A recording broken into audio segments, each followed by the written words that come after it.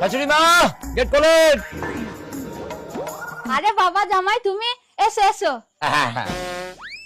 আরে একে শ্বশুর আপনাকে আবার গাবিন করে দিয়েছে। আরে মানে বাবা শ্বশুর মশাইয়ের আবার কি দোষ, সবই তো গোবিন্দর দয়া। হ্যাঁ, গোবিন্দ তার লোক খুঁজে পাচ্ছে না যে বারে বারে আপনাকেই দয়া করে দিচ্ছে। ছোট লোকের বংশ, আপনাদের জন্য আমি কোনো কেন মান সম্মান পাই না। তাহলে আমার একা 55 খানা ছাড়া খালে আবার একটা বেরোবো করছে।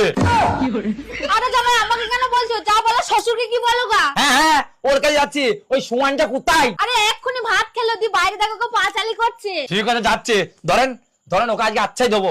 যান আপনি যান। এই যে আরে বাবা জামাই কখন এলে? আমি কখন এইছি সেটা বড় কথা নয়, আপনি কি করেছেন এটা আবার? কেন বাবা, আমি আবার কি করলাম? আবার জিজ্ঞেস করছেন যে আমি কি করলাম? আপনি তো শাশুড়িকে আবার গাবিন করে দিয়েছেন। মানে কি বাবা? মানে কি আবার? ছি ছি ছি ছি ছি, লজ্জা করে না আপনার? আরে বাবা আমি কি করবো বলো, বাড়িতে ফালতু বসে থাকি, কিছু তো করতে হবে, হাত পা তো চালাতে হবে, না তো সব তো জং ধরে যাবে। আর বাবা এসব জিনিস এমনি হয় না, সবই গোবিন্দর দয়া। হ্যাঁ, গোবিন্দর দয়া।